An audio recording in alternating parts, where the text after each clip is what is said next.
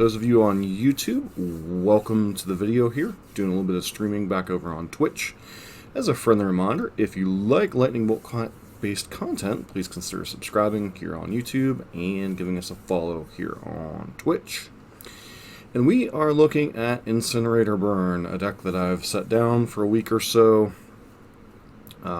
We did a lot of content with it whenever it came out, working with some Boros versions, working with the green splash and the sideboard for Klothys. This was mainly part of the Burn Discord. Poseidon was working with this when Snow was a slightly larger part of the meta before the banning of Astrolabe, right before the Modern Showcase a couple weeks ago.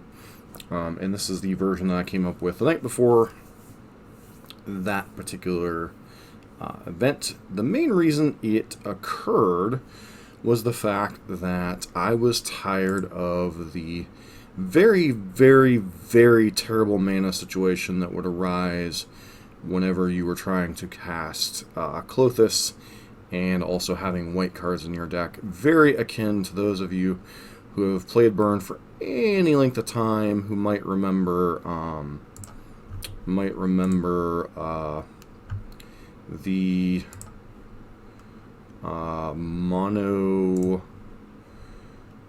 Naya Zoo decks, Naya Burn decks that were running Wild Nacatl, and they would require you to fetch both Sacred Foundries and Stomping Grounds, and they would run Boros Charms and Atarka's Commands and all of that nonsense. And that was before you had Sunbay Canyons and the Inspiring Vantages to play with in your mana base, and you were most definitely a fetch shock mana base, so you were running Nacatl. This was back before Fatal Push was a thing, and the mana was just, it was atrocious. You were starting every game at basically 15. You were the modern mana base personified. You were starting at like 15, 14 every game, and in racing situations you could be in some trouble against something like Old School Affinity with Mox Opal and Cranial Plating and all that. So I streamlined the mana base, went with the green splash in the main, and the only white card we are running is Path to Exile. Is this the best version of Incinerator Burn? No. It's the version that I had chose to run mainly because I was interested in testing Klothys further. Still really haven't come to a decent conclusion with it one way or the other. Is it still solid and playable? Yes. Is it the best version? Probably no. Poseidon's got the results. Go look up his things on MTG Goldfish and such. I know he's been rocking a Boros version since that event.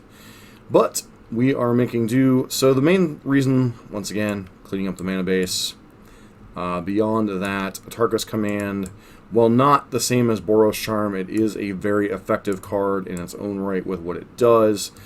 It pumps up your creatures, get 3 damage. You know, you get to use the full 4 modes in this deck. The land drop a little less often, but sometimes you can surprise your opponent with an extra land drop out of nowhere, cast another spell. 3 damage obviously is nice. Life prevention can be nice. Or life gain prevention can be nice, and then pumping your creatures can be nice. So it's basically a hybrid of Skullcrack and Pump Your Team. That said, we are a Chandler's Incinerator deck, which means you do have to make concessions to that. Hence the Seal of Fires in the deck. This is a card that came to light more often when Luris Burn was a thing in the format. I think it carries over quite nicely in the Incinerator version. This allows you to have a play on one that allows you to play an Incinerator on two, besides suspending a Rift Bolt. And then beyond that, we have one Grim Lavamancer. So I do not think Lavamancer is particularly well positioned in the meta. This was kind of a deck call for the whatchamacallit a couple weeks ago, mainly because I wanted an answer to Goblins and Humans, which I expected to be out in some numbers in that event, and also a 9th way to turn on Incinerator. Sideboard, main reason we're running the green is Destructive Revelry and Klothys. Destructive Revelry is an upgraded version of Smash to Smithereens and Wear Tear. Allows you to do damage in situations. Many moons ago, if you look on the YouTube channel, I was a huge fan of Cindervines. That card has gotten significantly worse in the matchups where you wanted it, though. You were, in those matchups, you generally wanted it against like Storm and Blue-White control and such. But Blue-White obviously got through Fairy, so it gets a lot worse to have a card just sitting there dealing them like 1 point of damage every now and again. And the 3rd mana to activate to blow up the artifact or enchantment you want to blow up could come at a really high cost in some spots. The Sacred Foundry's in the sideboard for 2 reasons. 1, I want a 20th land when we're boarding in Klothys. I also want another white source to be able to bring in whenever we are bringing in the 2 Path to Exiles. Path to Exile, if I really have to explain that, sometimes you need to get rid of Tarmogoyf, sometimes you need to get rid of Death Shadows, Thought-Knot Seers, etc. And especially if you don't have a Chandra's Incinerator in play, sometimes it's just necessary to get that card out of the way. Tormod's Crypt, this card is a concession to the various Dredge decks. There's the Silver Smoot Golem, or Ghoul, version of Dredge that's been popping up every now and again with, what is that card? Something Helix. It's basically a black Helix that can be flashback for white and a red. And also, this is something you can bring in to help slow down other graveyard decks, so Storm and such. But deck's very powerful. Just gotta see what this can do. Once again, in Klothys, the primary version for this was grindy matchups. So Jund and Snow control and regular control. And I also bring it in the red matchups because, as I've said many times, the red matchups can go 2 different ways. The red matchups can either be very quickly, turn 3, turn 4, or they can kind of settle into attrition exchanges, whether it be Burn, whether it be Red Prowess, whether it be Rakdos Prowess, whether it be Blue-Red Prowess. This is a card that also helps to chip away at the graveyard for things like Bedlam Reveler. So that is the main thought process behind this build. And I've been wanting to test it some more. I wanted to test it last night, but I was freaking exhausted and ended up passing out for 10-some hours. So here we go.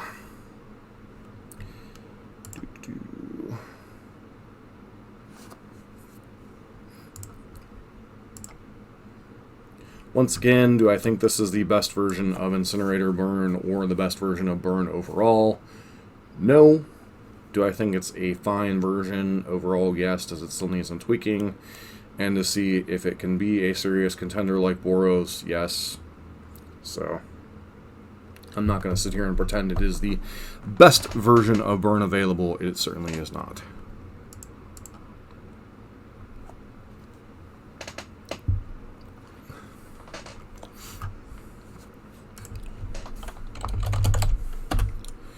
This is one of those really awkward hands with Incinerator you get sometimes.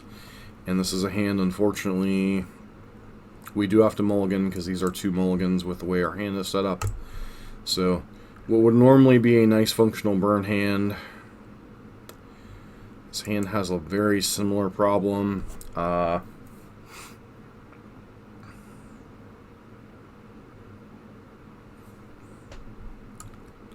think this hand's likewise a mulligan, unfortunately. We have 2 uncastable, basically 3 uncastable cards. This hand is much more reasonable.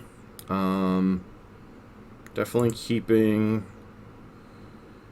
So our opponent kept 7. I'm going to put back Lavamancer and Seal of Fire and just operate with what we've got here on 5.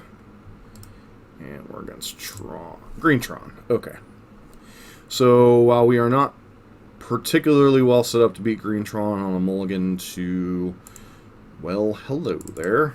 No reason to show our opponent the green splash here quite yet. Trigger Sylvan's Scrying on top, so they will have Tron on 3.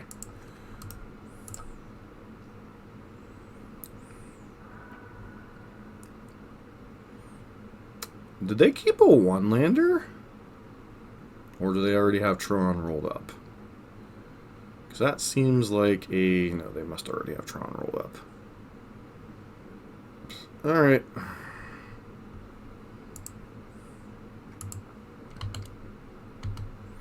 Tis really hard to beat the rolled up Natty Tron.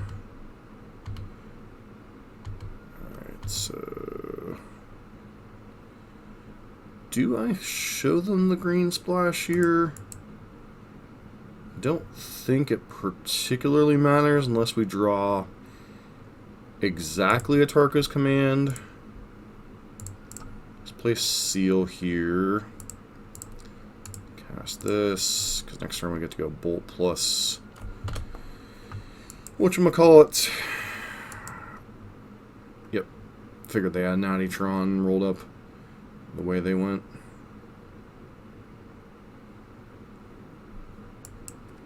So are they considering cast? Yep, they're going to cast KTGC, Karn the Great Creator.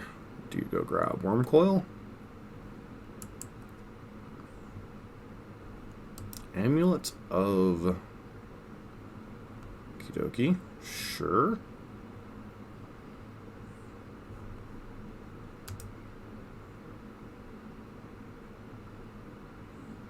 That is really annoying.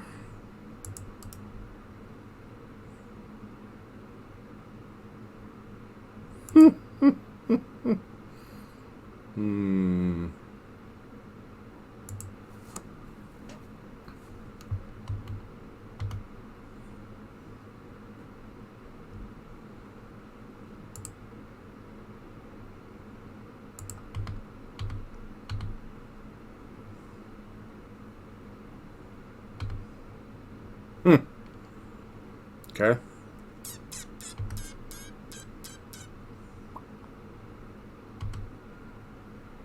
Amulet of Safekeeping is definitely a new one. I think that pretty much means we're dead here. Spell or ability an opponent controls. If I understand this correctly, that means this is going to cost me a mana.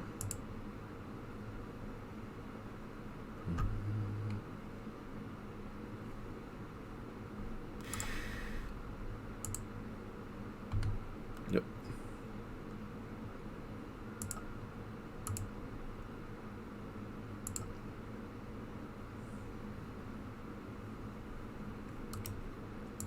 What a dagger of a card.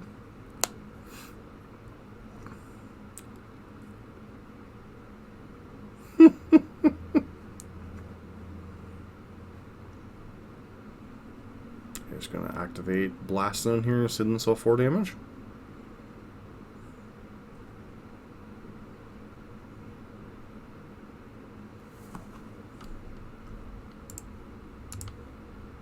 Did that in the wrong order.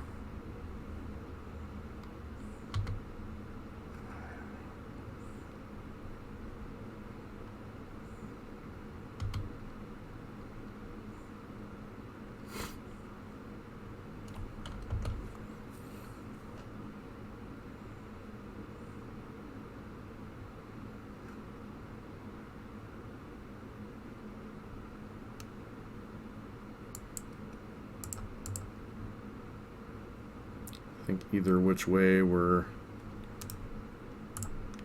gonna get Karn next turn. Karn liberated, that is. Lose a land, we're just not gonna be able to cast enough spells before they find something else that matters.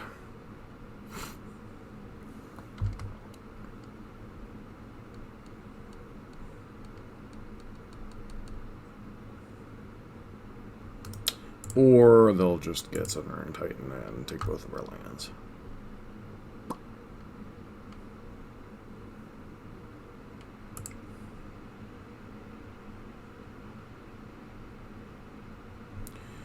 Alright, so we want the Destructive Revelries. Some number at least. I don't know that we want 4. Skullcrack's also a consideration.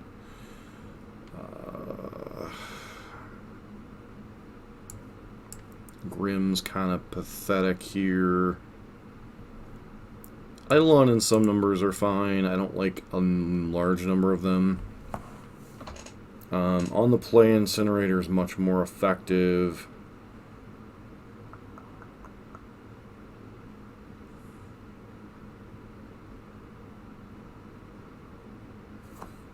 Like Tarka's command's fine, but if we're bringing in D-Rev, I know that we want the Skullcracks. Or in these for these. How many D-revs do we want? So, worm coils and stuff. I think we'll just go with 3 D-revs. Because this card can get stuck in your hand sometimes, but they do have a lot of artifacts in their deck. We definitely have to blow up that Amulet of Safekeeping should they happen to get that again.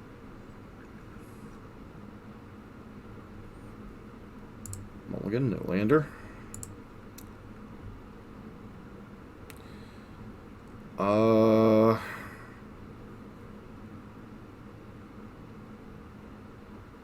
This hand's a turn 3 Chandra's Incinerator.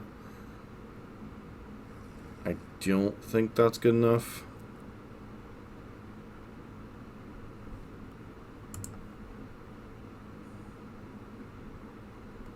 This hand's fine.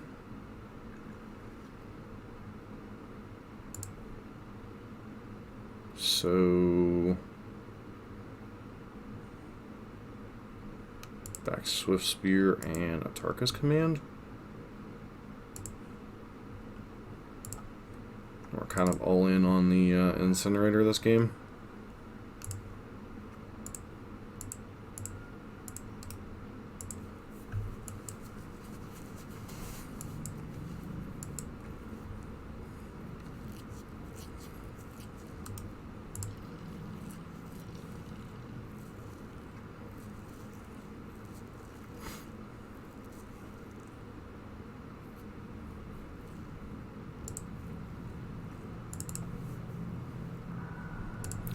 I'm gonna grab both green sources here, that way they can't take us off of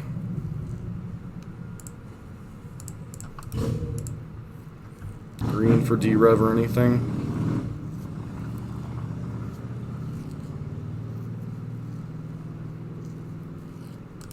Did they seriously go Natty Tron on 6 again? It's kind of absurd. Alright, this isn't the worst hand in the world. So we get to deal them...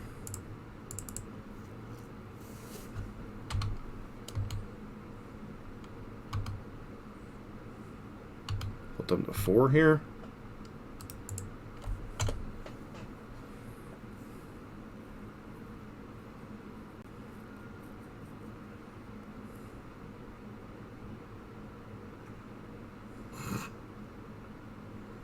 Yep.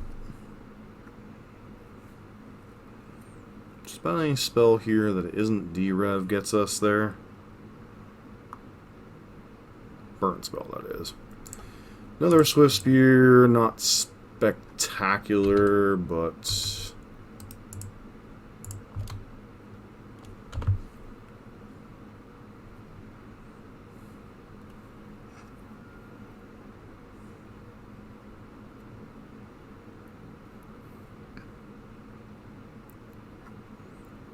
Threat Tusk would be really bad.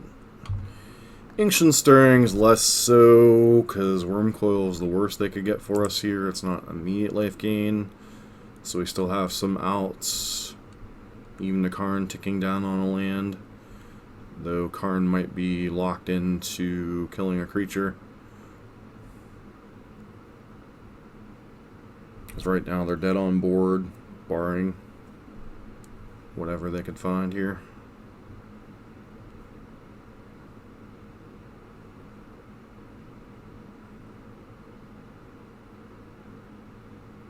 Karn the Great Creator.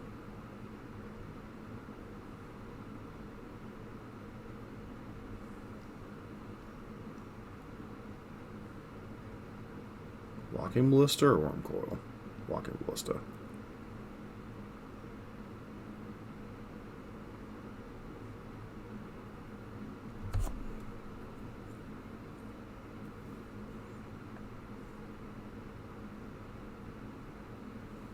Yep.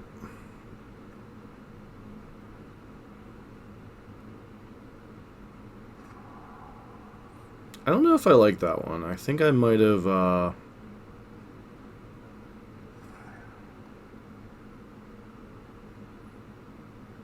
might have carned away a land there and just planning on block shoot. Because if we draw a spell, they're dead anyway.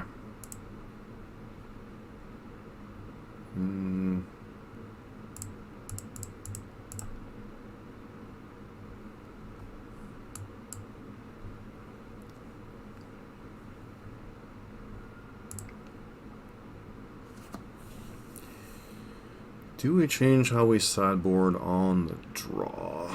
Well, on the draw, I like Eidolon even less.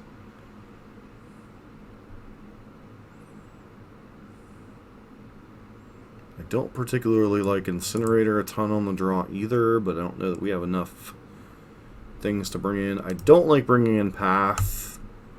In Boros, it's almost a necessity, because, or the old versions of Boros, it was a necessity almost. But in this version, I don't think it quite is. I think we might just bring in the Skull Cracks.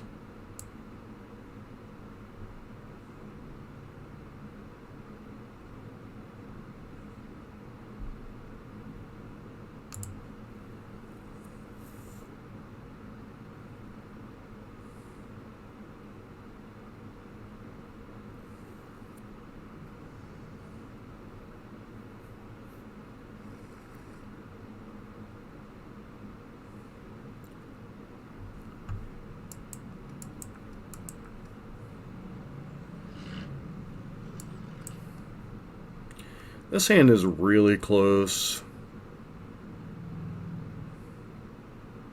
Once again, Incinerator being really awkward.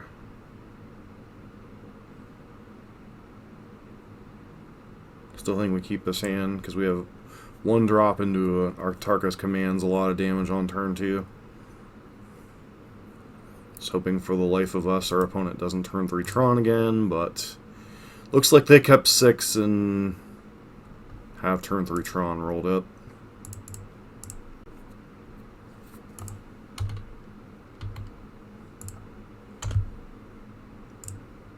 Okay, star, or sphere I mean.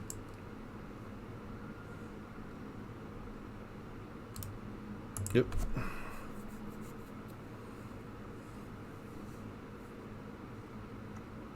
Oh, you got a little greedy this one. Okay.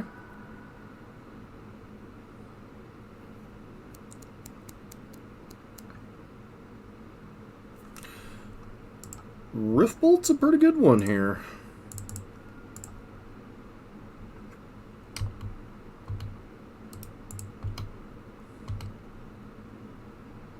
Okay, so we definitely want them dead before 4 here. I should say next turn's our big turn.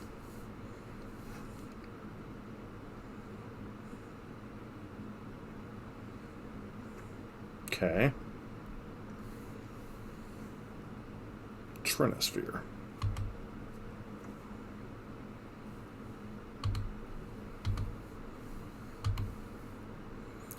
So you brought in Trinosphere here?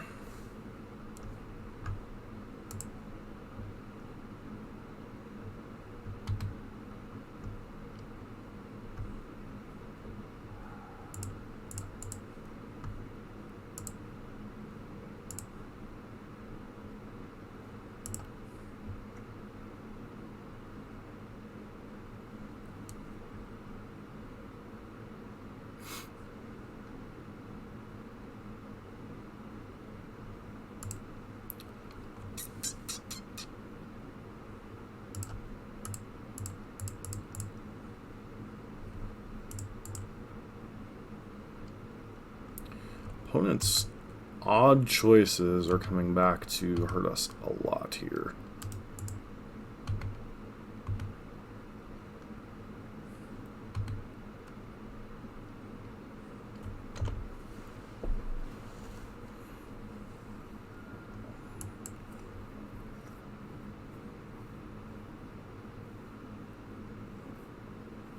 Do they have a 4th land? They do.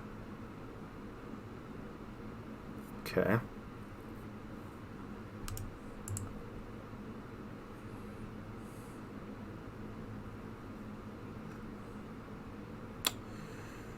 Well, hello there.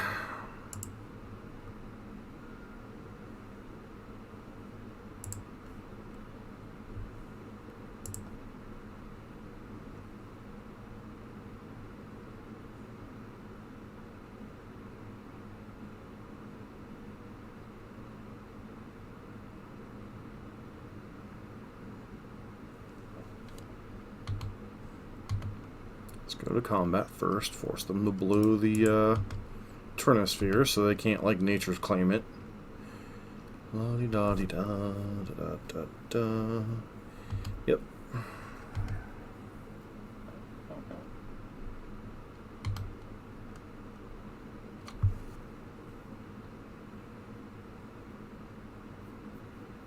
Actually, I really don't want to blow it right now, do I? Kind of choking their mana a little bit. Yeah, I think I'm going to pass turn.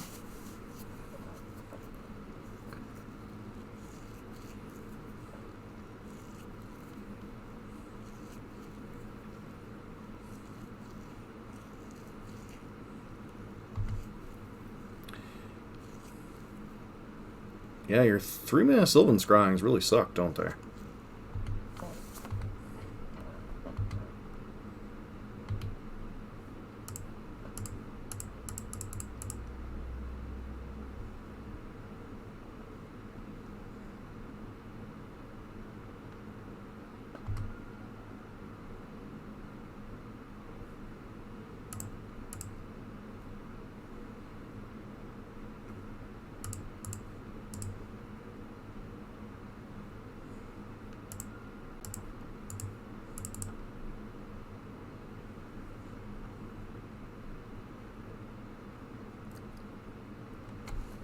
Opponent made us jump through some hoops, but we got there. I think that's one of the weirdest Tron matches I've had in a while. Emulative safekeeping, moving Trinosphere to the main instead of having it as a wish target for Karn. That was a lot of weird stuff. Hope everybody's having a fantastic evening wherever you are, as we are jamming what I jokingly refer to as 1 hour Moto or Burn.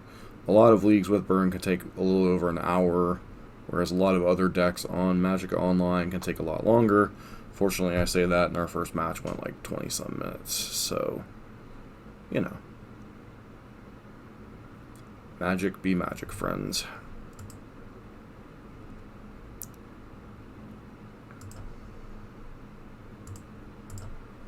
We're on the draw here. Man, we are having a lot of mulligan heavy hands today, aren't we? Okie dokie. So this hand, it would be a gamble to keep. We're on the draw.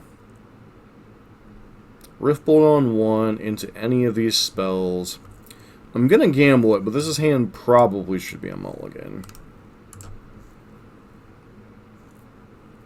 So look, it's Hardened Scales. Okay.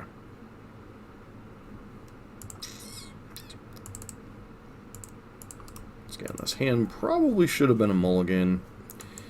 I haven't seen Hardened Scales in forever, but I saw who was playing against it. Doomwake was playing against it the other night.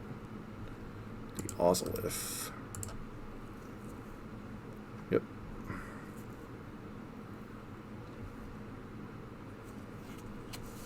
We're going to go face and hope we peel a land here.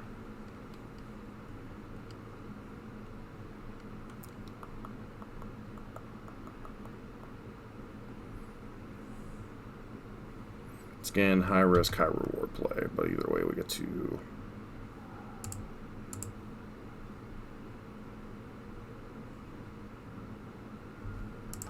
Alright, or we just do it again and pray. But I think we are dead now. Which is really bad because Hardened Scales is a deck you want to beat game 1 because game number 2 they generally have 4 copies of Nature's Claim. So, yeah. But this looks like, despite a slower start, this is the kind of stuff that just nightmares are made of. The beatdowns commence.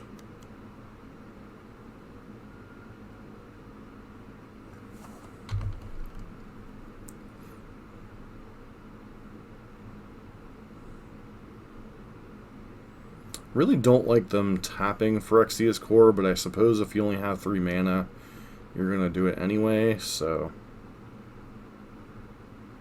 may as well.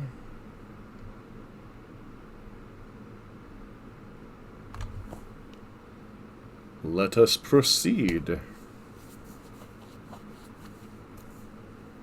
You ain't doing nothing, so... shall we move on? What are you going to do during the upkeep, friend? Unless you're main decking Nature's Claims, I don't think there's a whole lot you're going to be doing.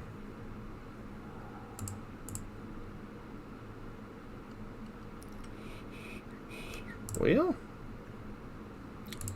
that, as they say, is that. The question is can Big Mama take us home?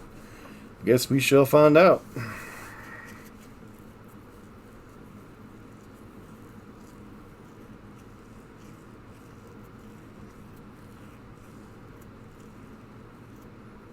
Let's go, Mama.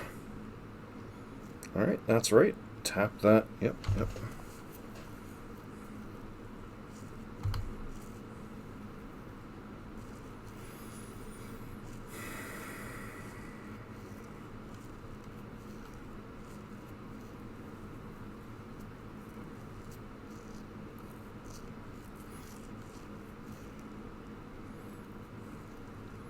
Whoa there, Mama. Sure. Opponent gets to go crazy.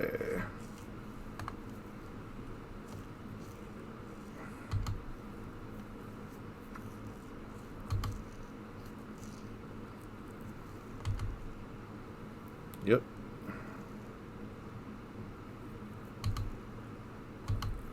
Question is, what do you put the counters on? Arcbound Worker? Sure.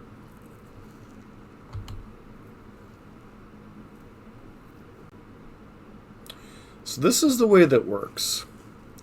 If I don't block, I'm dead. If I do block, I'm dead. So we're gonna not block and let them do the thing.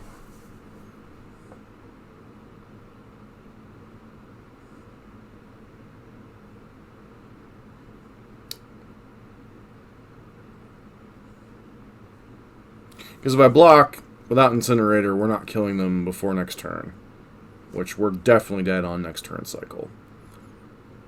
They sack Ravager, or sack a couple of the tokens to Ravager, sack Ravager to itself, move them to the Arcbound. Okay, they chose... okay. Sure.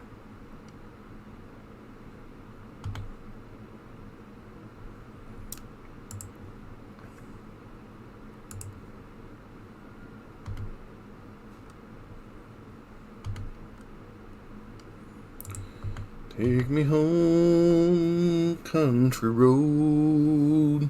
Take me home.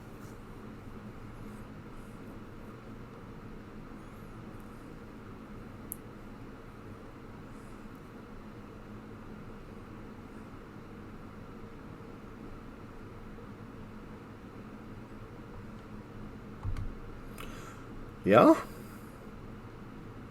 Okay.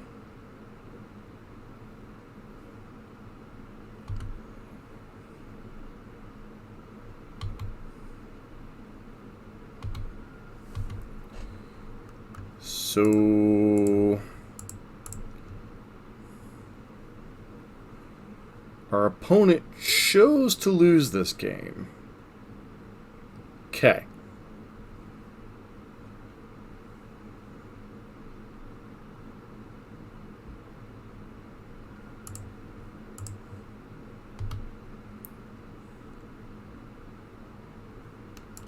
Yeah, and you had lethal last turn. Country road, take me home. Country road, thanks for the free win, friend. We stole a game we had no business winning. Country road. Alright. So they get some stuff. We get some stuff. Who wins? I don't know. That's why we play the matches. Taking out Eidolon. Eidolon's pretty bad overall in the matchup. A lot of their stuff is greater than 2 CMC when they want it to be. Grim is debatable. We probably want Paths, though they do have Ravagers and Phyrexia Core. We definitely want the D-Revs. So we definitely want these 6 cards. We also want the Sacred Foundry because we're bringing in the stuffs. And then beyond that, we need to cut 3 cards. Tarka's Command is good. I think we can cut Grim. Like, Grim, there are spots where Grim can be fine in this matchup. But I think on the draw, Grim is a liability. And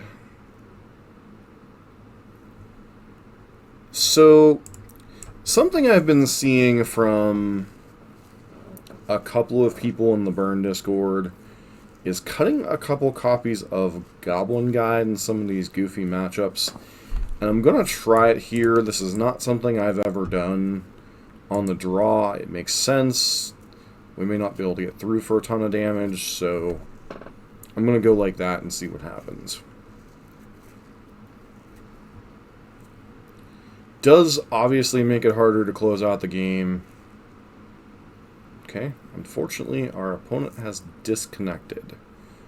So do we start the Jeopardy timer, or is this our opponent just legit disconnecting? Hope this isn't... Oh, okay, they're back. I was just going to say, I hope this isn't a salty, I lost game 1, I screwed up, I'm going to go bye-bye now. So,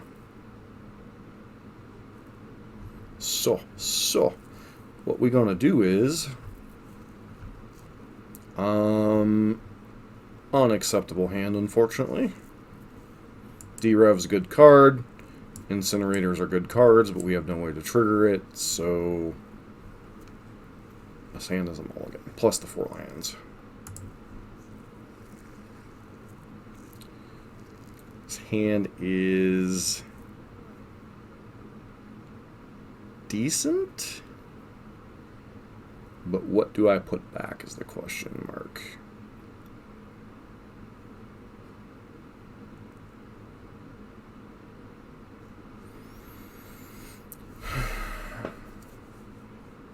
So once again, we don't know how effective Goblin Guide's going to be. It'll get through at least 2 damage. I think it's just put back Incinerator here. Like, we don't know when we're going to have to time our burn spells. We can't guarantee we'll draw a 3rd land. So I think it's just put back Incinerator here. And yes, it could be pivotal in us winning this game, but for now...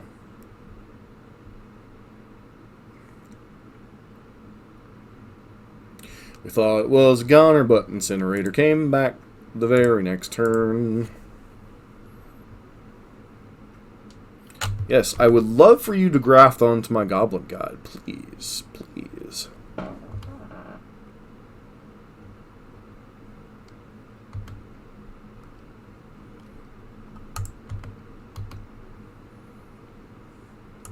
Phyrexia's Core. That is not a land we want them to have. Unfortunate.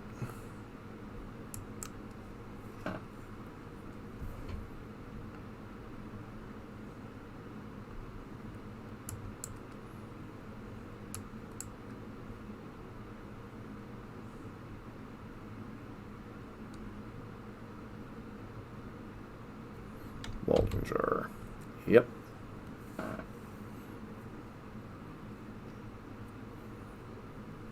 Yep. Yoslith. Yep. So we're going to be taking this turn, blowing up their Hardened Scales. Generate target artifact, and that is most definitely an enchantment.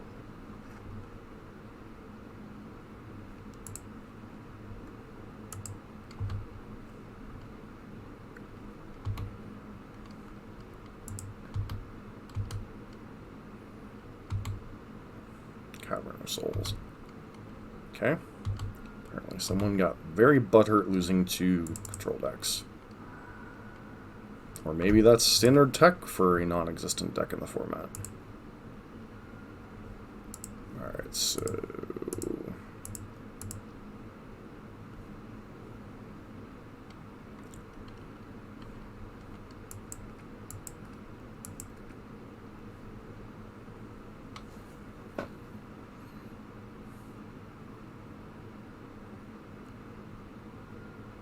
So importantly, our Goblin Guide's gotten through for 4 damage, which makes our job of trying to burn out our opponent potentially a lot easier.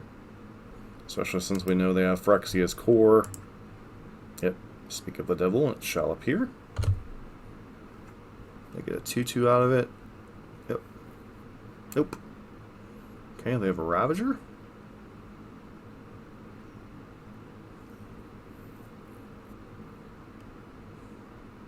It's like a Ballista or a banger backwalker. Yeah. A banger backwalker, eh? Yeah, a banger backwalker, mate. Alright. Well.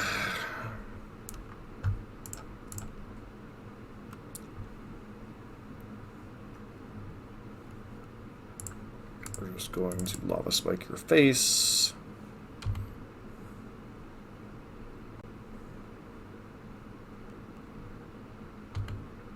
So we're probably going to get double blocked here. Worker on Swift Spear, Goblin Guide on Hangerback Walker. And they're just going to use Wielding Jar to keep them alive.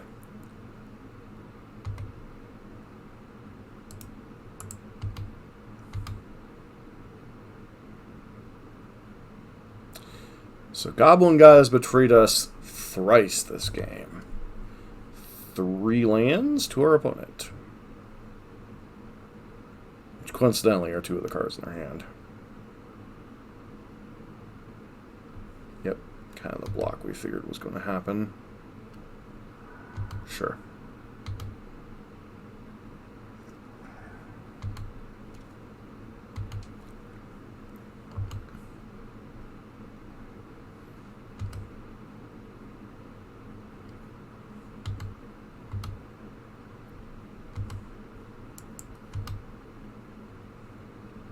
So that's likely all the damage our creatures are going to do this game.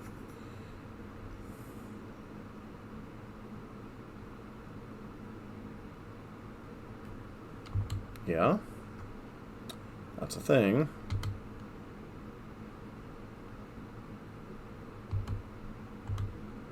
Don't understand why they didn't leave up a green mana. But at the same time, I'm not going to complain either, so...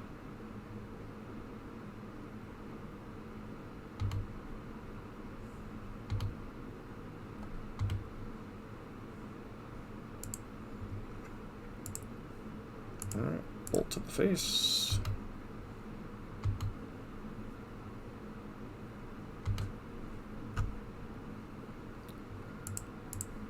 Skewer to the face.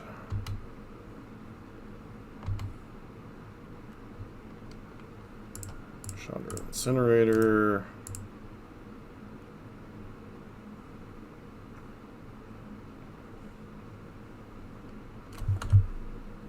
Here's hoping we rip wall.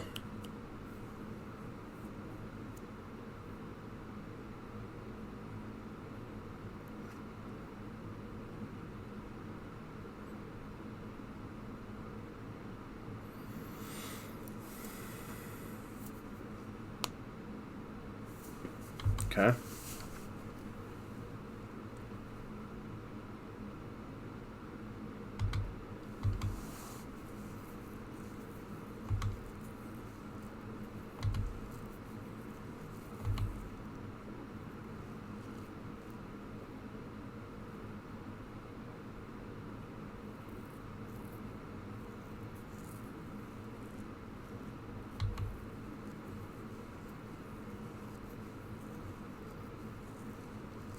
So D-Rev isn't particularly good here because of Phyrexia's Core and Ravager. just attack and force our opponent to make the decisions here.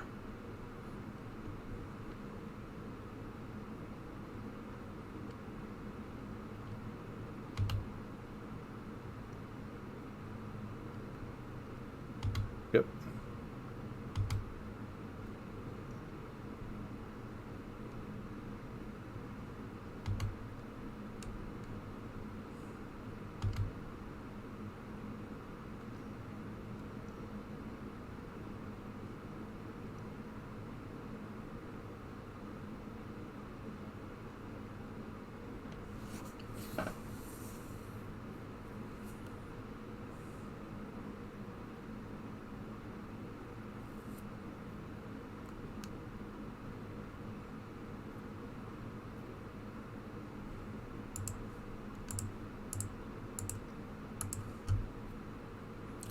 Opponent got too sloppy here.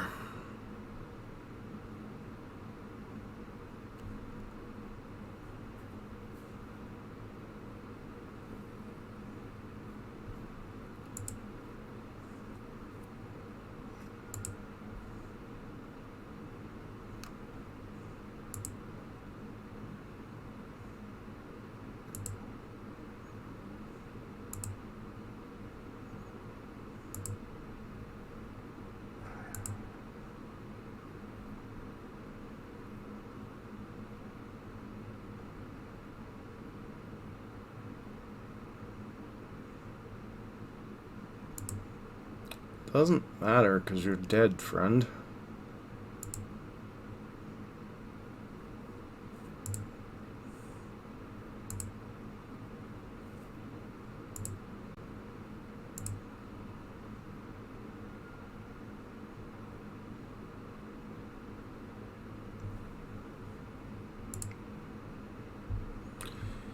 That was a very bizarre game, to put it nicely. I will be back in 1 second.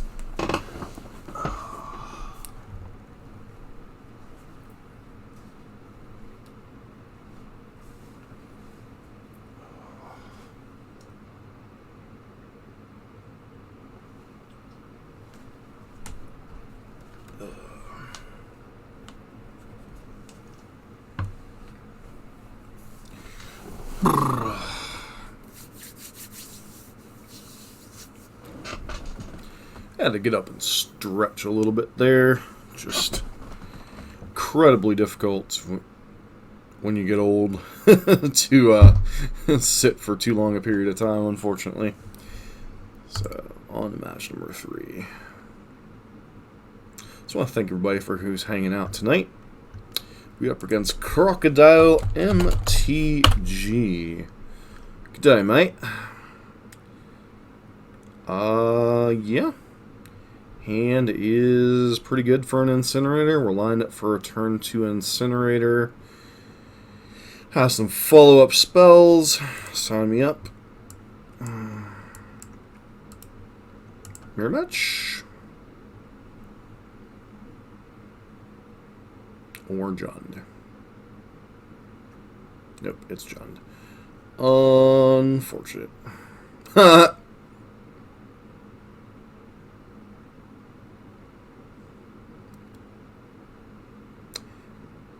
So they took Lightning Bolt. That was the wrong card? So still think I suspend that.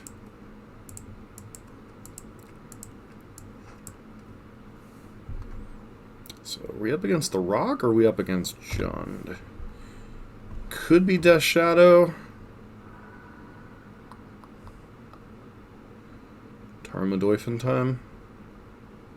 Nope, you're up against just Shadow, so 4-color GDS. No, 4-color Death Shadow, I mean not GDS.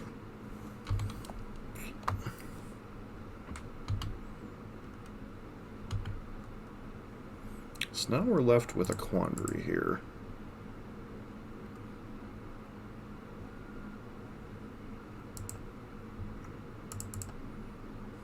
Just gonna fetch Basic Mountain here. Do this. play this. So yeah, you may have a 7/7, but I also have a lethal threat in my hand, or on the board.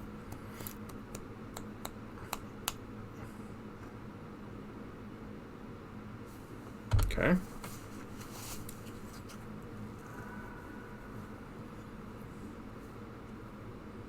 Opponent's operating with probably... well, they targeted themselves. Okay.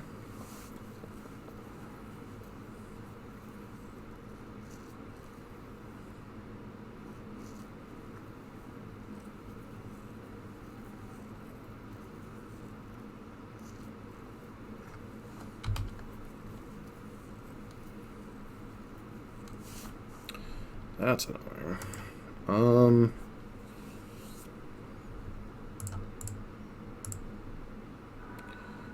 Pop this. Well, not exactly ideal, but I suppose it's a card. Probably gonna meet a fatal push.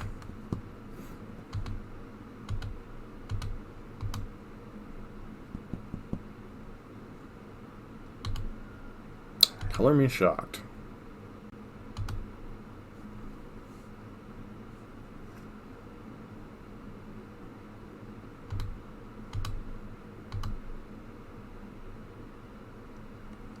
Okay, so you likely have another Death Shadow or a Tarmogoyf to play here, which is fine. Traverse 4 Death Shadow. Yep. Go to 4. And if you have stub, we're probably dead. If you don't, that is a most unfortunate draw.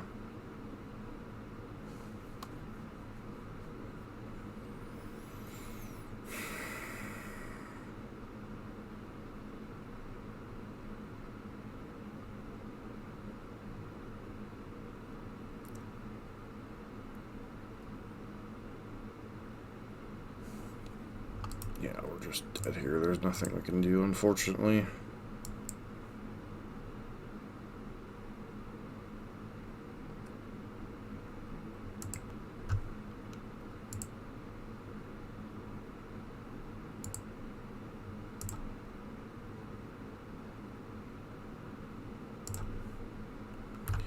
Alright, so against Death Shadow, we definitely want the Path to Exiles.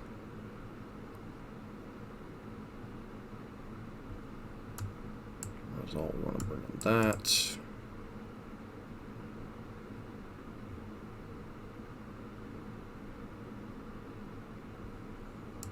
Grim can go out.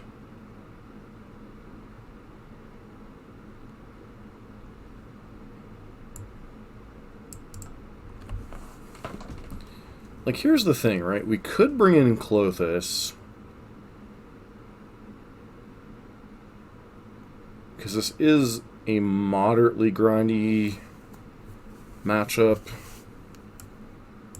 Targa's commands don't do a ton here. They might bring in some number of collective brutalities. They have a Luris somewhere in their 75, most likely. So I'm going to bring in Klothys. This is purely experimental. I don't think it's particularly good here. But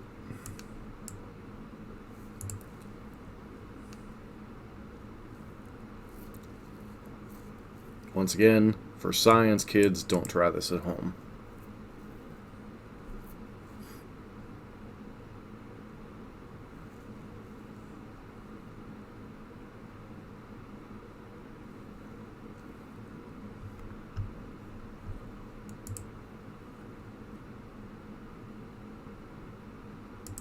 It's kind of funny for a burn league. This has already been kind of absurdly long.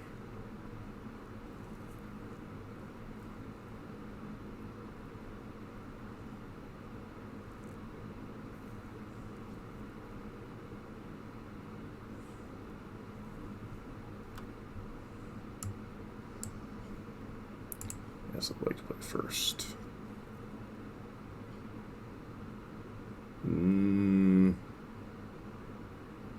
Don't think we can keep this hand.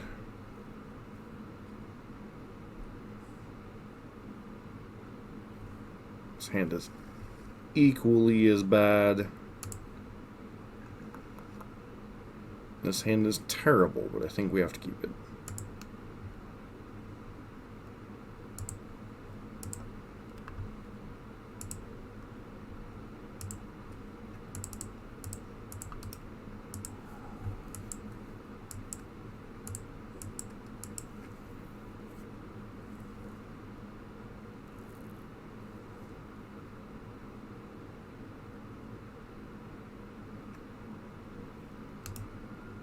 Had a lot of mulligans to 5 this league, haven't we?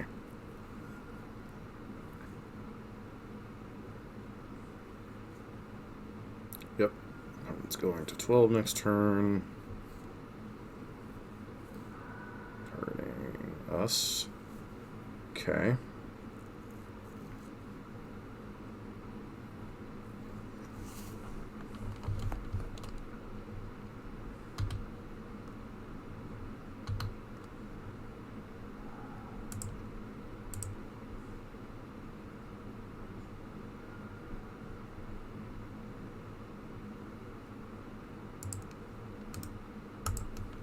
Not going to be sacking the canyon either way here, so it's kind of whatever.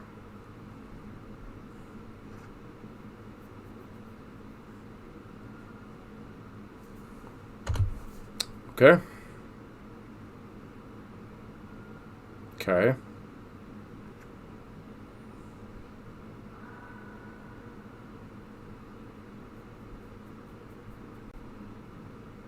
Apparently our opponent kept the one-lander.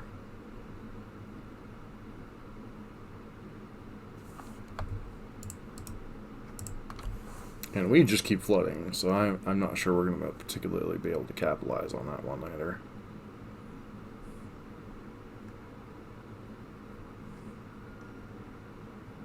Okay, that's a very large Stormwind you got there.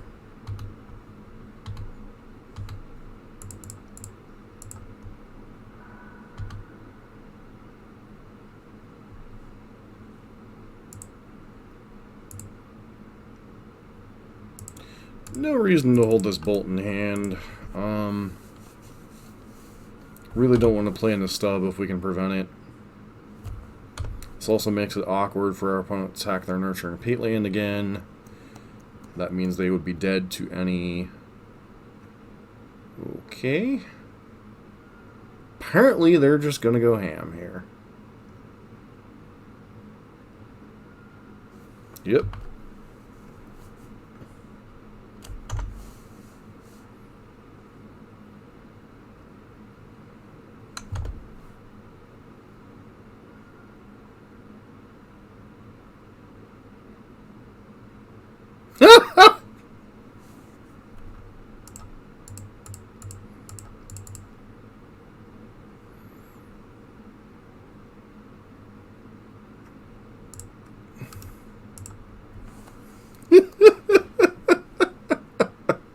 I don't know if that's gonna win us the game, but my lord, is that funny.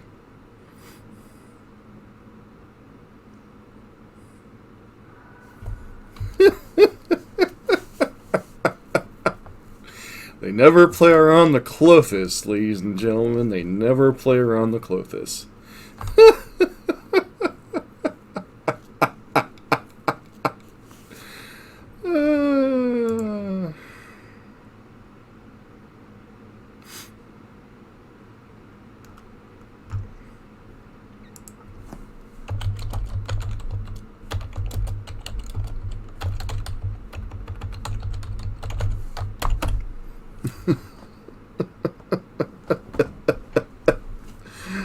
Oh.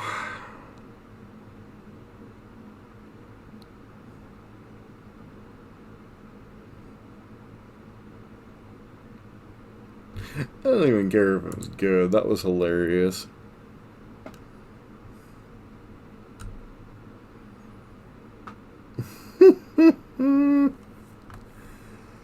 Alright. I mean, it's been a very, very long first Burn League. I just got a Death Shadow opponent with a Clothis, so I'm good.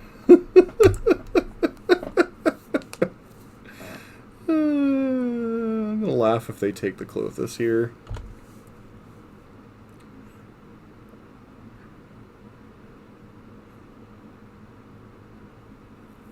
So far, we're 2-0. But each opponent has... They took Path to Exile. Okay. Okay.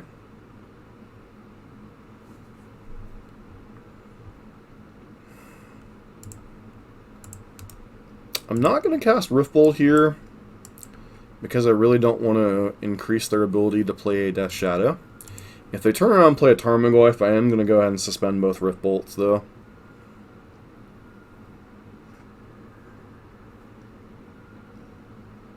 Alright, there's a 3-4 Goyf. Baby Goyf, baby Goyf, baby Goyf. Actually, it's kind of a... So far, I've beaten Hardened Scales because my opponent punted horribly in multiple games and played against a pseudo-weird version of Tron. They had Amulet of Safe Haven as a card in their Karn Wish board. They had boarded in Trinisphere against us. And then... yep, there's the Shadow. So are we dead? 5... What's this? 2 stuff. So if I were to bolt face, they would go to 6 and have a 9, or they'd go to 4, they'd have a 9/9 Death Shadow and a Goyf, so we would just be dead. So I think both of these Rift Bolts are going after their Death Shadow here.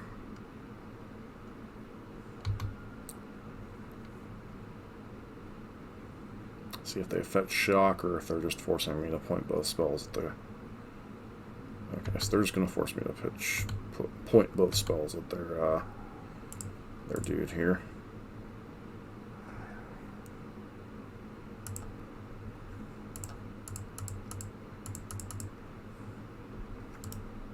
Obviously, we're not in great shape here, but Clothis puts us in okay shape. Were you streaming tonight, Tweezy?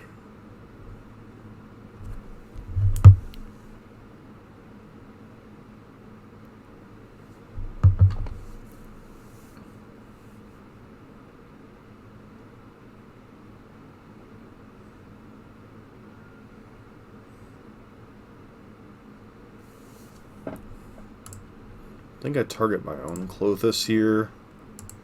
This takes a card type out of the graveyard. Shrinks their Goyf.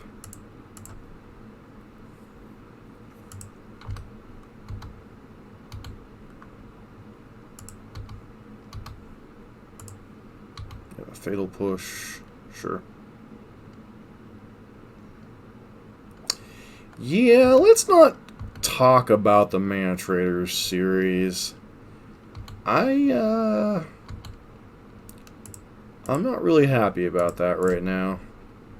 I played 29 matches this month, had a 62% win percentage, got a notification that I was qualified, and then I go to enter or submit my deck and get told I'm not qualified.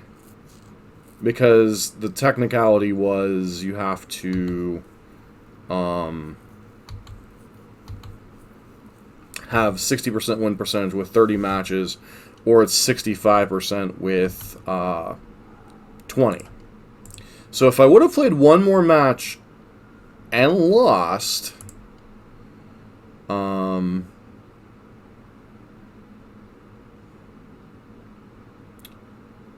So I think I take their Death Shadow, right? In case they have Clothis or whatchamacallit.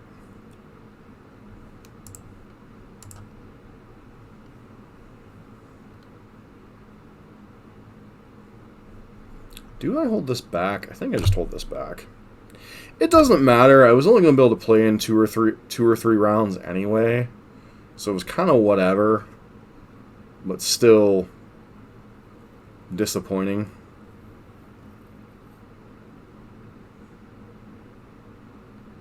They have a... Okay. It's another Brutality? It is. We're still not dead. They have no cards in hand. This puts us to 2.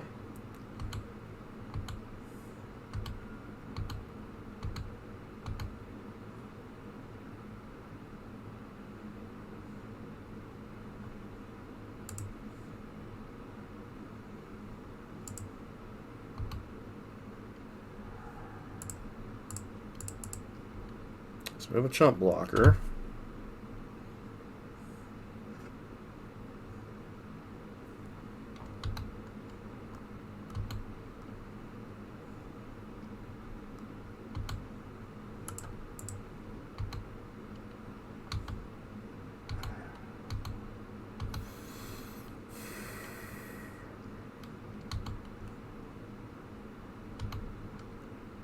Again, we're in a spot where most spells save us. Take our own Eidolon. This, we'll play land because they're going to know.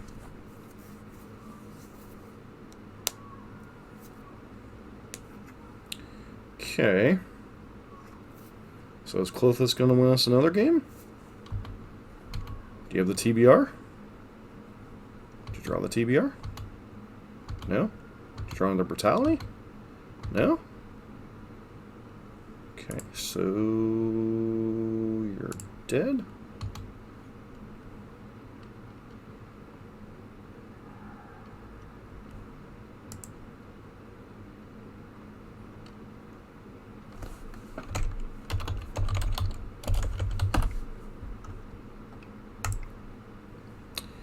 And that, ladies and gentlemen, is why I like Clothis in this deck.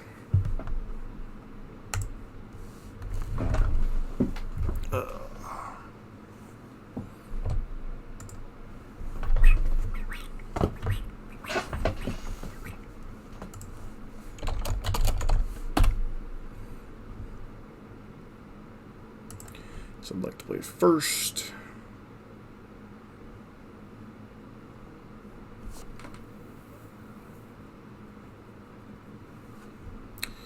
So, I might do something I will regret.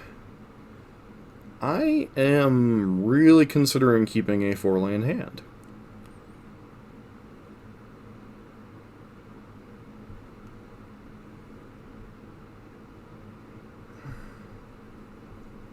Yep, we're going to keep a 4-land hand.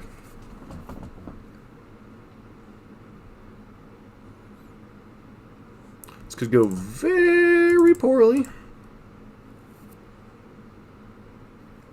Very, very, very poorly.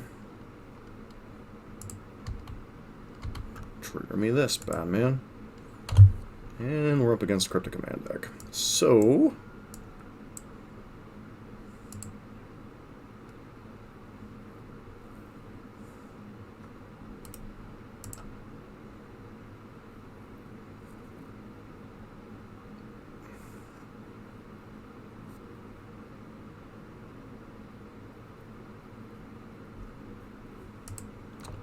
going to attack with Goblin Guide first, see if they bolted or anything.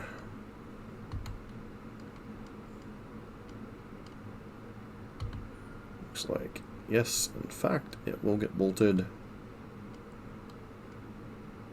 Yep, basic mountain definitely means it's getting bolted. So our 4-lander is not going to pay off here most likely, but, you know. Idle on go.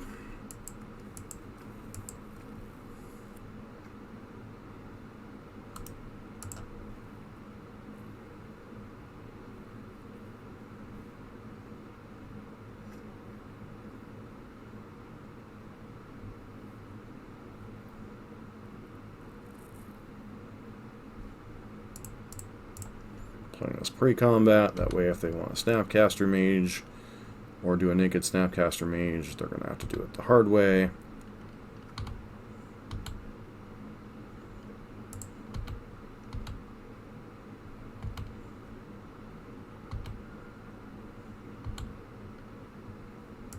Just going to put this in the play tapped and pass the turn.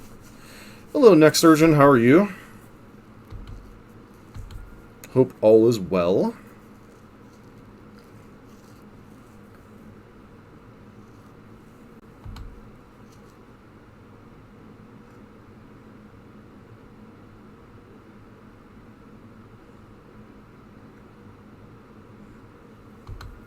Put a card on the bottom of their library.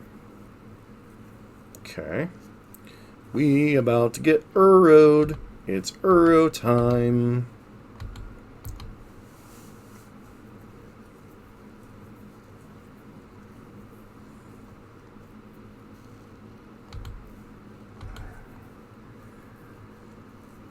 Notably, our opponent does not have a third land, or fourth land.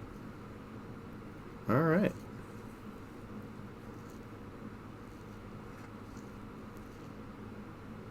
Well, I was kind of hoping for something that wasn't a land for us. So, we're going to sack this pre-combat, give us a little more information. Alright, so... I'm going to do this. We're going to Lava Spike first. Yeah, I haven't been streaming much on... I went to streaming on just YouTube for about a month or so.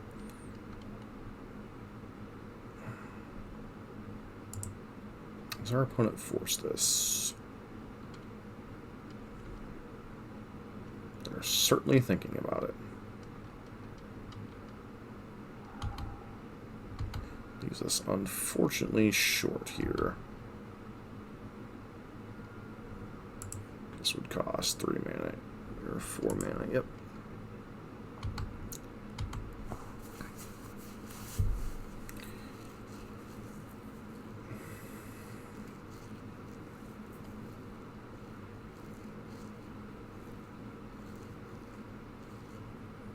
So I can't tell if we're up against Scape Shift. It's really kind of awkward overall.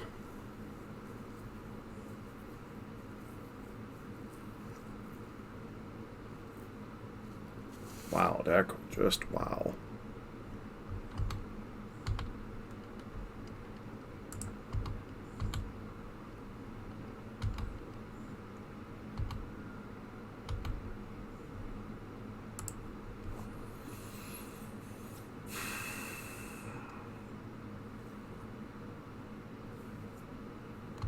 Still mana short.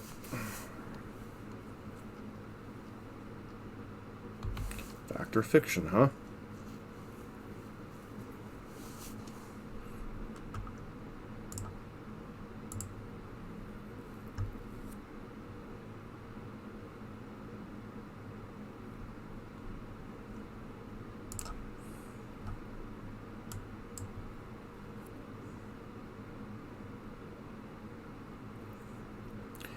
Want the removal spells, or do you... Nope. Okay, you want the Force of Negation and the Growth Spiral and the land. Alright. I can respect that.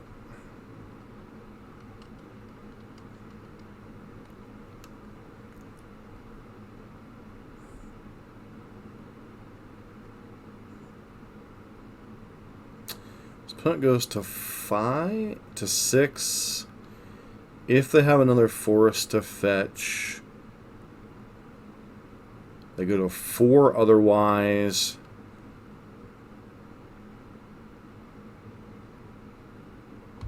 Looks like they're not going to bring back Uro this turn.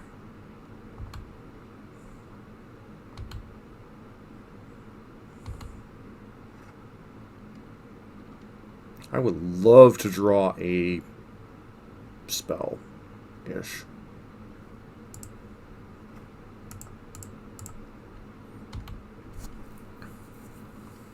Let's put you to the test, my friend.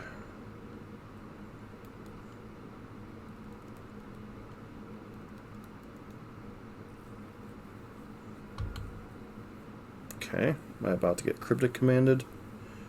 Feels like I might get cryptic commanded here.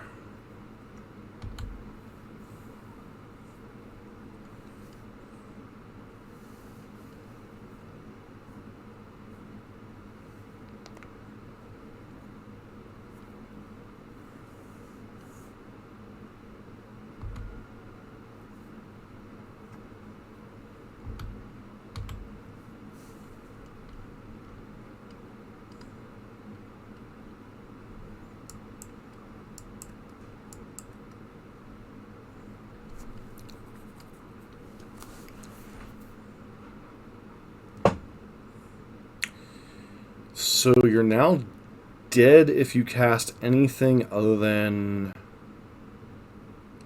Sure. Okay. Not sure why you do that here, but okay.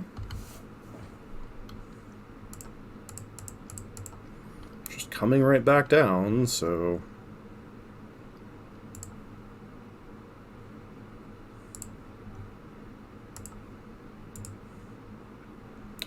Going to do that. Then we're going to do that. 2, 3, 4, 5. Then we're going to fetch basic. And we are going to cast Shunder's Incinerator. And say, can you beat this lovely tag team at 2 life? I think the answer is the daily double. Doodly doodly doodly doodly. I think you're dead, friend. Just think you're dead. Alright. We got game 1 from an Euro deck.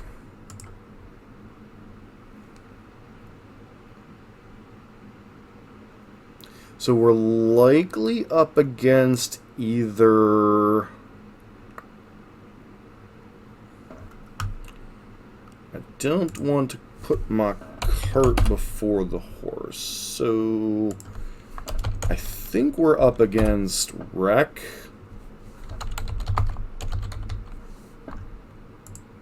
The Castle Vantress is what makes me think we're up against Reclamation.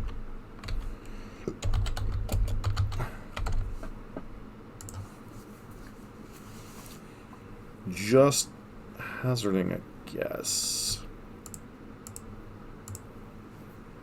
Alright, blue, red, green. Opponent's name is something or other. That. But the Castle Vantress is setting my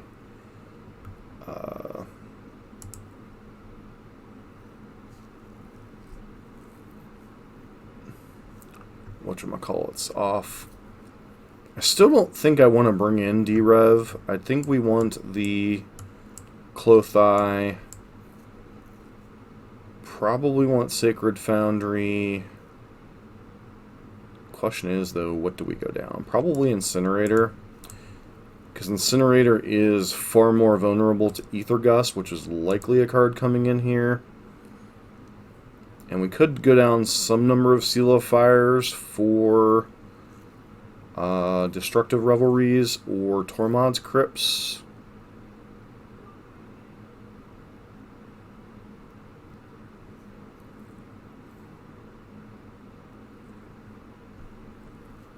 Lavamancer is questionable because they'll probably be bringing in sweepers if they have them. I think we're going to go like this. I don't want to go too far. Sun Fading, Sun Revised. Wow. At least it's only revised and not beta.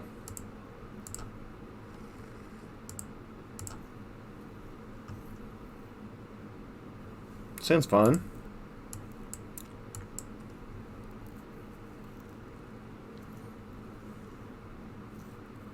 Oh, that's not bad at all, then. Beta bolts have got to be, what, like 20, 30, 40 bucks? Still feel bad, though. So our opponent is very much representing bolt here. Guess we don't play into that.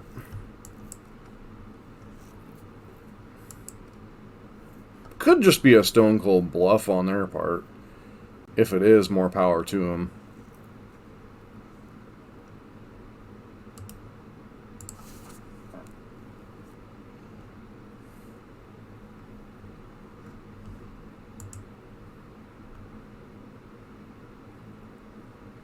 Okay, so that's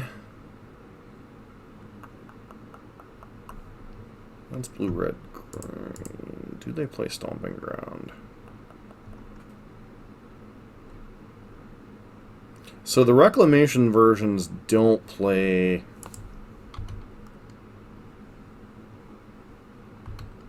whatchamacallit, Stomping Ground here. So we're up against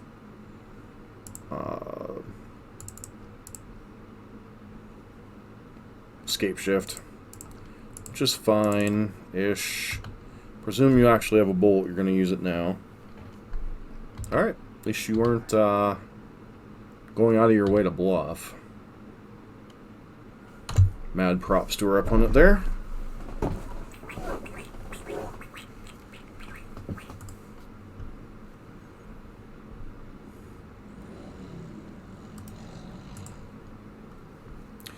So I think we jam Clothai here, right?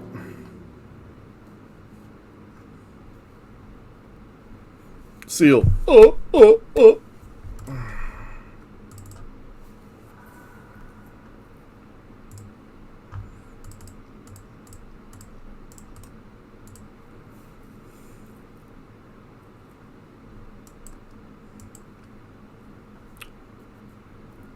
Ether Gust incoming?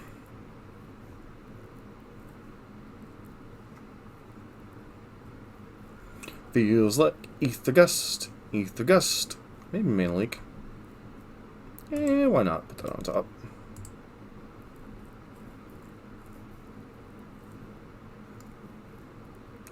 Bet you weren't expecting that one. Yuck, yuck, yuck, yuck, yuck.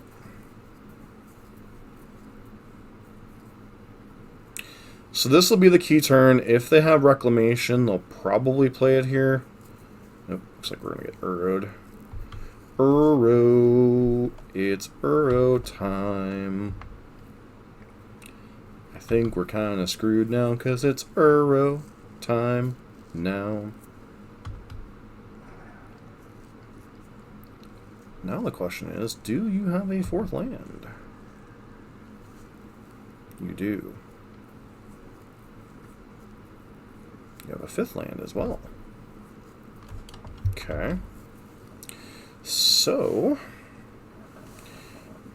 do we hold up Tarka's command here, or jam Uro, or Clothis? So, Uro requires 5 other cards. So our opponent did not show us a fetch land, so I take that to mean they don't have one. So what I'm going to do, 1, 2, 3, 4, 5, is put myself dead to Escape Ship for a turn, cast Clothis, cast Seal, pass the turn, and hope they cannot return this Uro this turn. If they can return Uro, we're dead. If they can't, we are probably in good shape this game. I guess they could Cryptic Bounce Clothis, but then they're really getting awkward for them.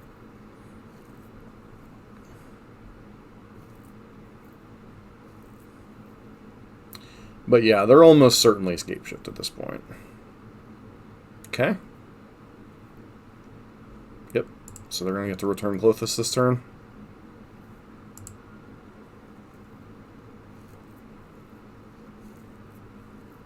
It was a gamble, but I don't think we were winning with Yatarka's command line either, so, you know.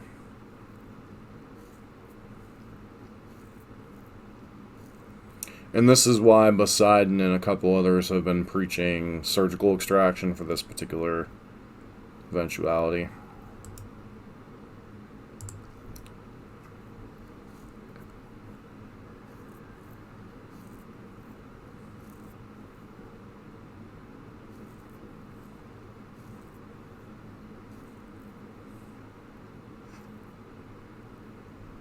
Alright, well, let's move on to the next game.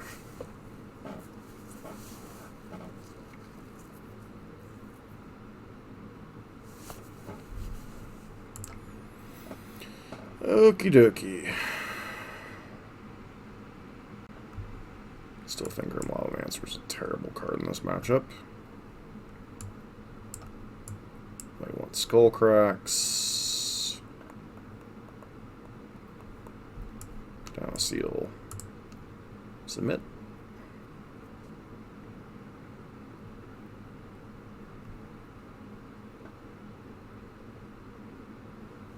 Once again, board out Incinerator because they have Ether Gusts. It's just a terrible card to get gusted because it requires so much setup. Like getting a Path, not spectacular. You know, at least it's a 2-for-1. Getting it double bolted, okay, it's a 2-for-1. Getting it counterspelled, annoying. Getting an Ether Gusted just feels bad, man. Feels bad. I don't think we can keep this four land hand. This hand is much more interesting to me. I think I'm going to keep the triple Atarka's, or, you know, Skull Crack and such hand against the Uro deck.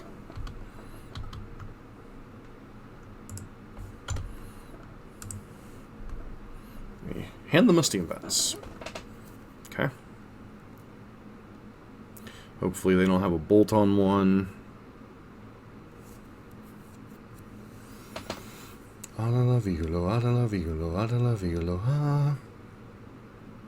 But it does feel like they are Escape Shift.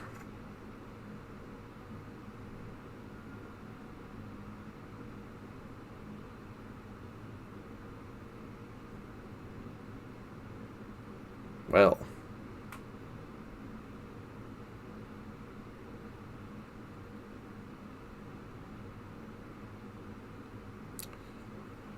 That doesn't telegraph a lightning bolt. I don't know what does.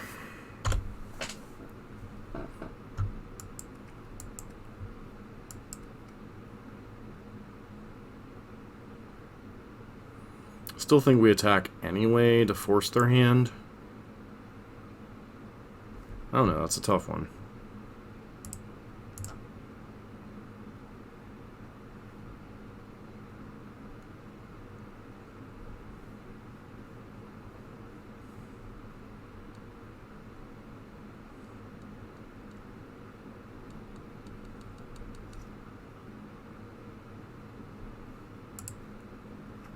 Engineered explosives. Interesting.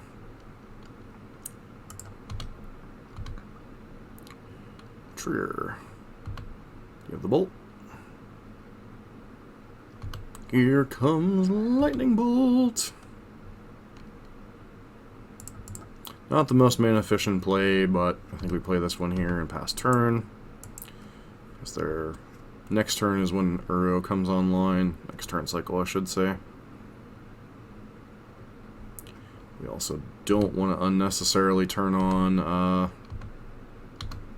Weather the Storm more than we have to.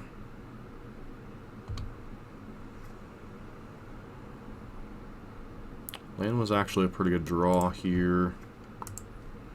Now we just daylight come and we pass the turn.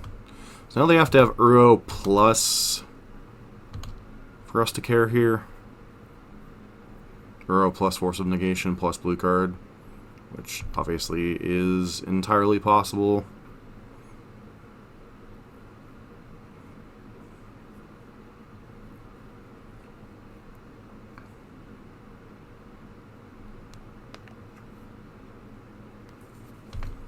Looks like they are not willing to play into that eventuality.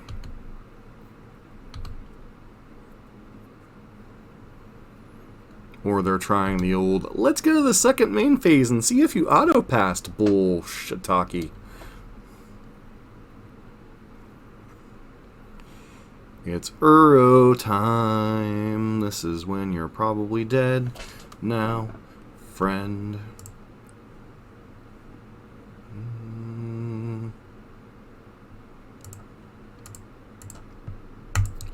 Yahtzee!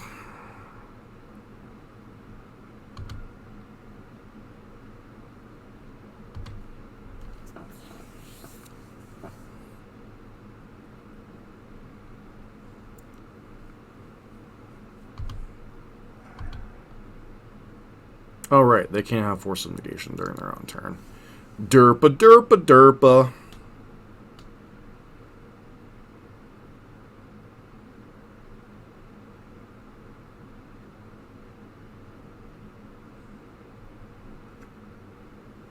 Okay.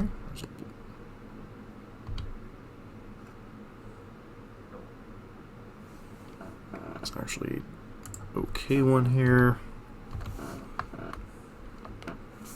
Allows us to play both of our anti-life gain spells this turn, should it come to that. So our opponent will be at 8, they'll be at 5, they'll be at 3.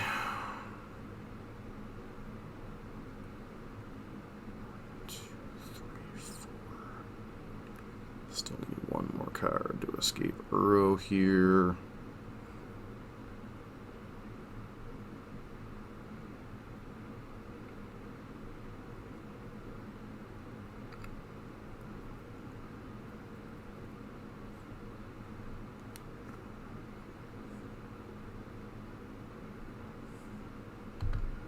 Yep, going to 10.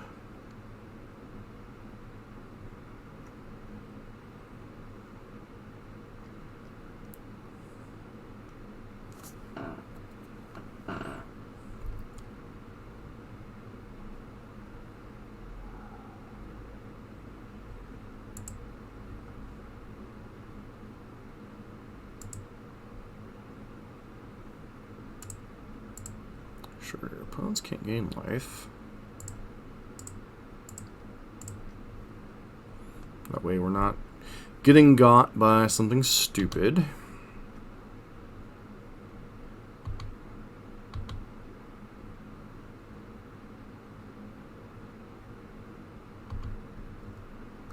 So if they don't have Spell Snare, we know that much.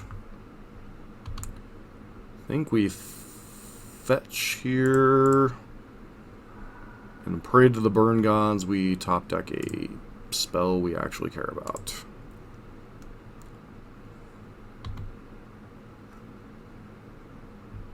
That would be a spell we care about.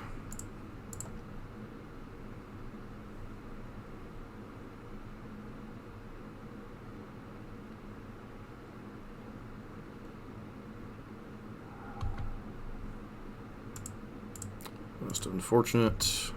So we're probably dead.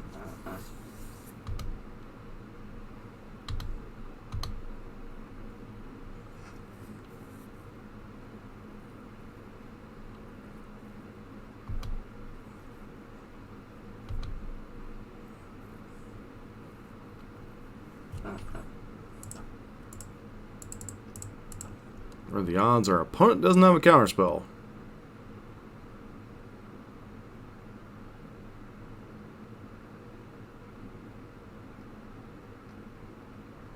Or that. That was fun!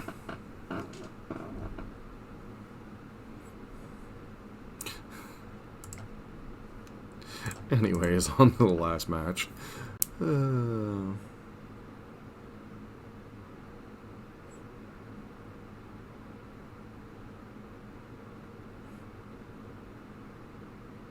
Hope everyone's having a great evening tonight.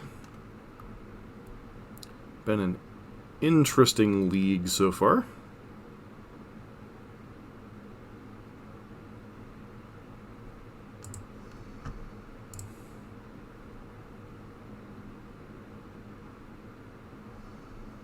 The based Greg.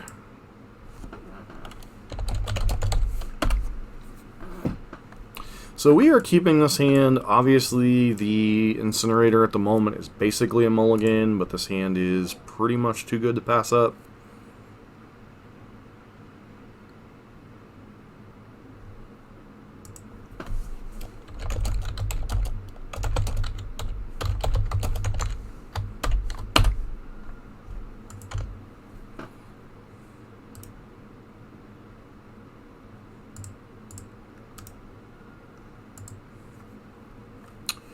So, spirits?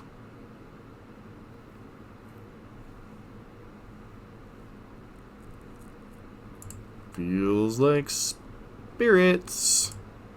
Though, on the off chance this was a death and taxes variant, I should have fetched this turn. In case we get got by Arbiter. Basic Plains doesn't tell me a bloody thing. So, playing this Stomping Ground was actually a mistake. We'll see if it hurts us. Yeah, okay, it's spirits, not, It's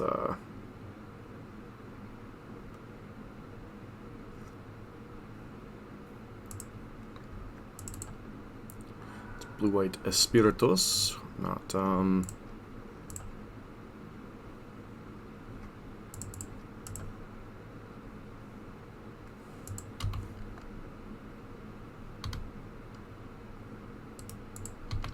triggers. Hand them a land. Hand them a land. Oh, Geist of Saint Draft. Aight.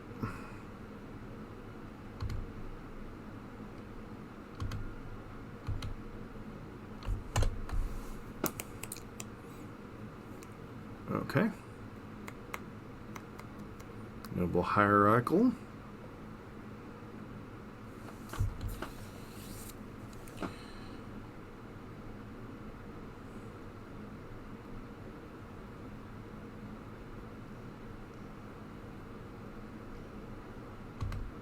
Deputy of Detention. Okay, that's a card.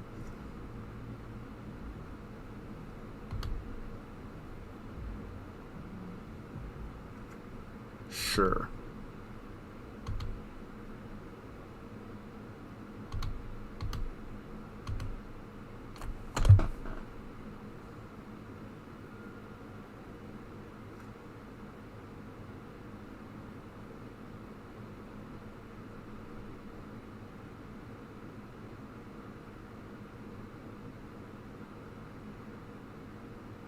So what is actually our best play here? So Tarka's Command would bump that to a 3/4, deal them 3 damage. I could bolt the Deputy, get back our Goblin Guides. They block. Kill something. We can kill a spirit with Skewer maybe, or go face. Alternatively, I could bolt and Skewer face, put them to 6. No, I think we're better off getting our creatures back this turn.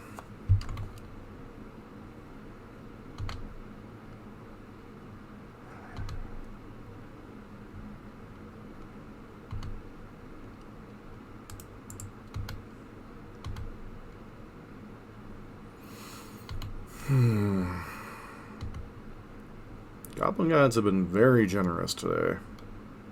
Very generous.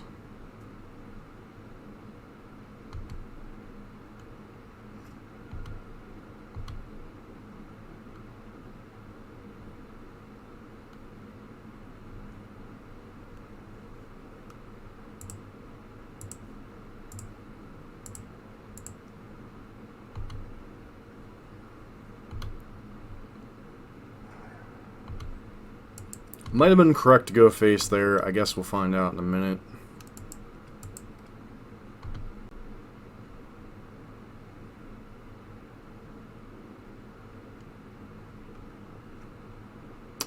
Wow. Okay. So we do know 3 of the cards in their hand currently. Still, unfortunately, have access to Spell Queller here. Okay, so they're just going to go Geist.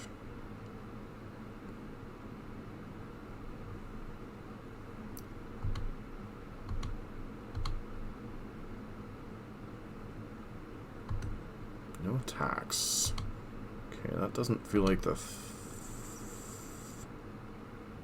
fate of someone who has a Spell Queller here, so...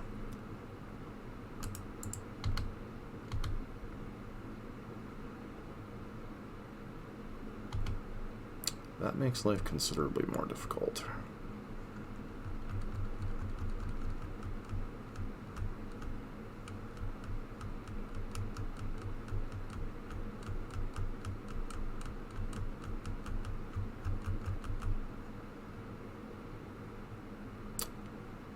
Okay.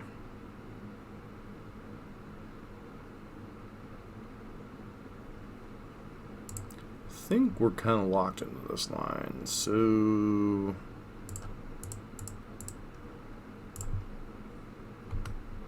do you have a Spell Queller?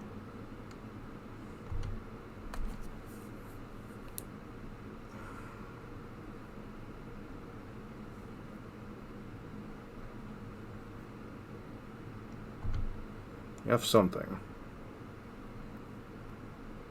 Okay, got a... sure.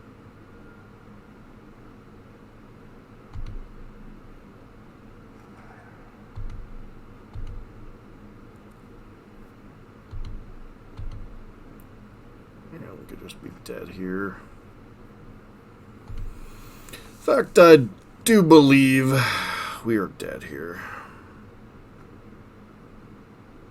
Because we now know all cards in their hand, and that should be lethal. I think. Okay. Yeah, that's very lethal.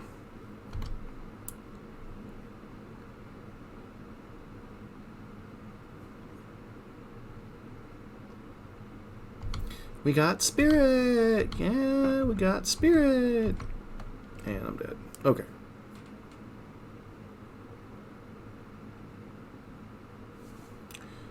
So... take out the Eidolons. And Sacred Foundry. Bring in the Paths.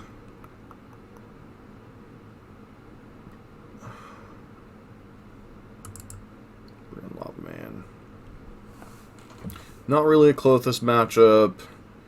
D-Rev really only has Ether Vial, which obviously is annoying, but it's whatever. And while Skullcrack's a fine card, it doesn't impact the board, and we're not sure which one of these archaic decks or sideboard cards they're going to have access to. What is it? Did we, like, cycle back to 2018 or something? Like, Tron, 4-color Death Shadow,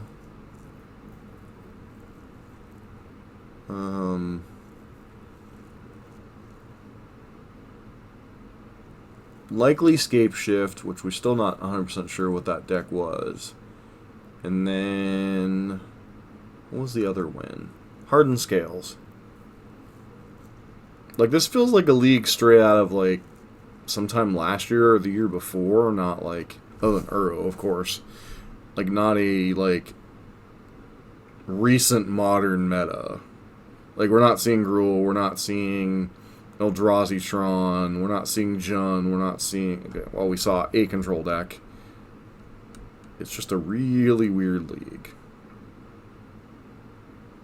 And Bant Spirits, I haven't seen this deck. I think the last time I saw a Spirits deck was when I played Blue-White Spirits or Bant Spirits in Pioneer, which has been a while. A great hand, no lands.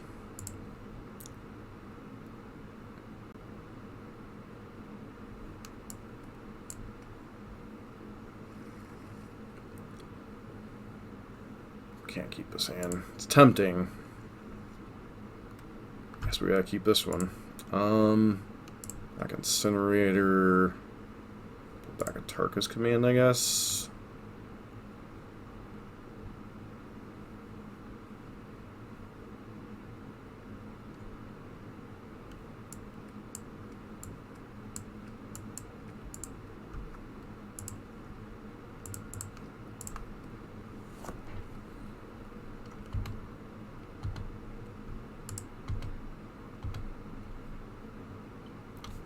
Once again, Goblin Guide has been extremely generous to our opponents tonight.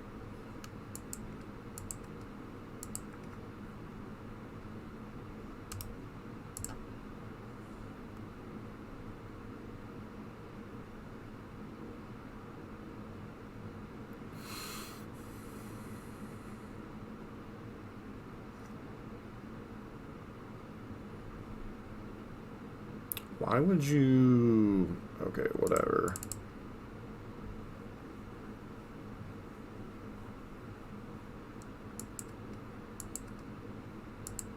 I don't understand why our opponent would discard that particular land, but whatevs.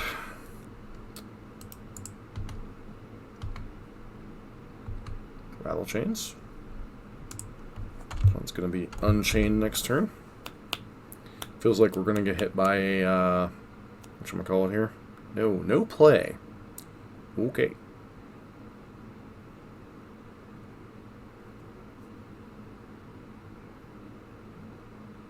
Soldier. I am completely befuddled by that one.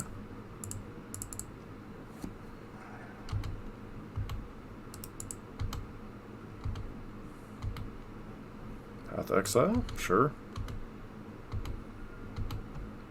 Feed me lands.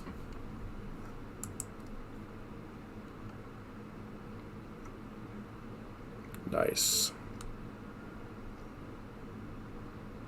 Ah, Core Firewalker. That now makes much more sense.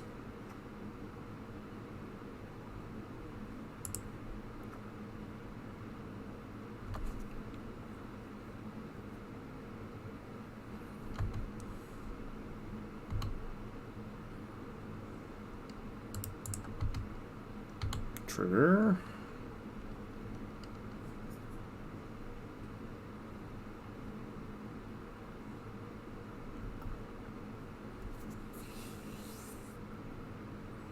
So put them to 7.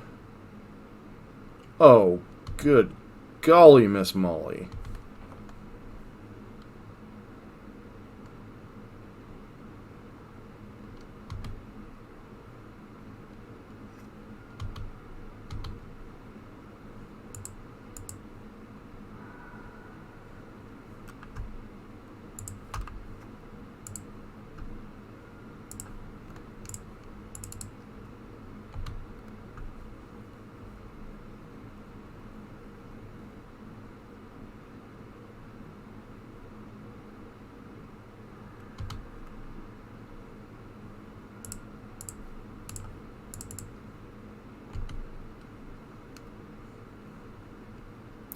Guess the answer is I should have brought in Skullcrack.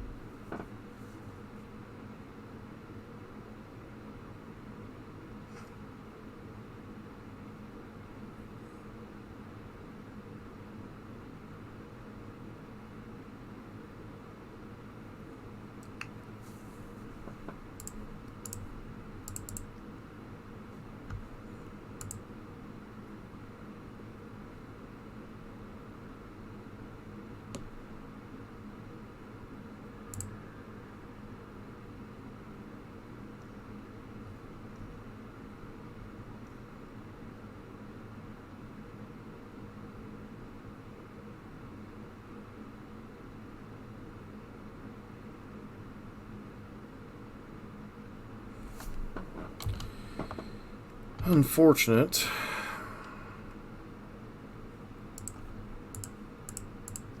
This puts them to 5.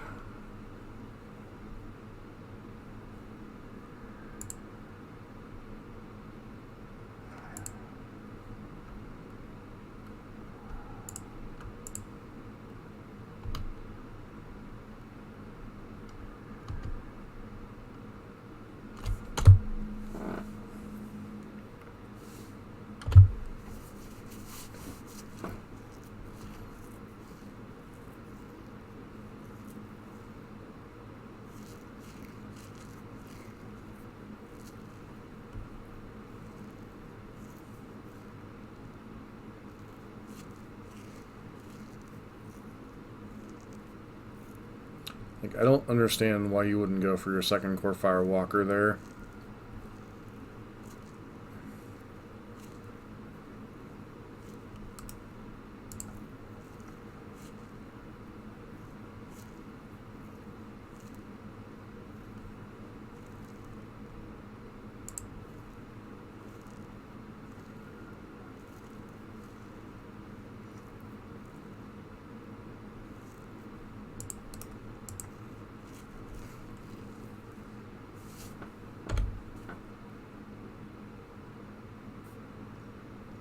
The rattle chains we know about.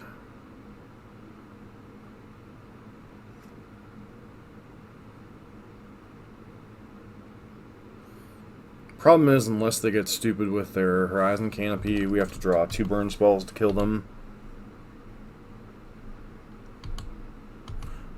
I wouldn't... Yeah, I guess you don't want to die to Path, but...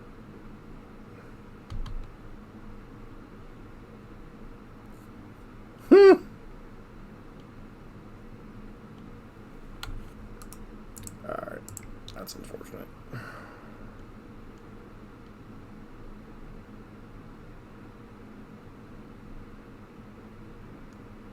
It's like one of the cards that could have potentially overcame Core Firewalker under different circumstances. So that was a long league. I'm not gonna lie. But, I still feel pretty good about Clothis there. Like, it won us 2 games against Death Shadow. It was decent against, or potentially decent against the Teamer deck, although they had just a specific setup of cards that allowed them to dance around it.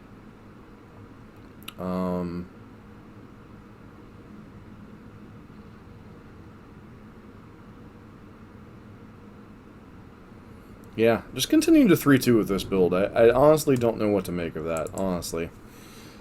Like, this was a really weird league, so once again, despite like getting more data, it still feels like we haven't accomplished much. But this deck still continues to perform fairly well. It just gets some really weird data, unfortunately. But I was kind of hoping to get more than 1 league in tonight, but that was an almost 2-hour league, so I think I'm going to call it a wrap on tonight's stream. But hope everybody enjoyed the stream. If you're new to the stream, please consider giving us a follow. And if you're overseeing this on the YouTube channel, please consider subscribing to the channel. And that'll be it for the stream, and that will be it for this this rendition of Rule Burn with some Path Exiles. You're welcome, Next Surgeon. Nice seeing you again. Hope to see you in the next stream.